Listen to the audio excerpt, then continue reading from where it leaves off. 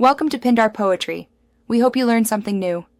In this video, I will show how to set up a Toyota Tundra dash cam. Start by choosing a hardwired or cigarette lighter power option and find a discrete mounting spot behind the rearview mirror.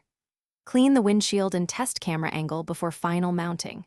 Use a trim tool to tuck cables along the headliner and A-pillar. If hardwiring, identify the constant and switched fuses, attach the fuse tap, and reconnect the battery carefully.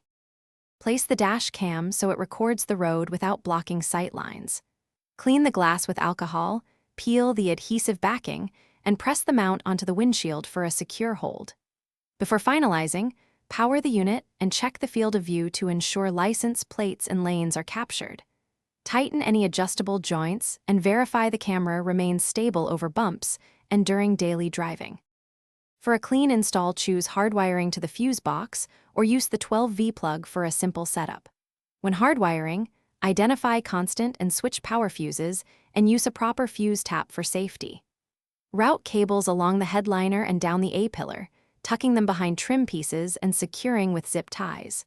Double-check connections, test camera power cycling with the ignition, and confirm parking mode functions are active.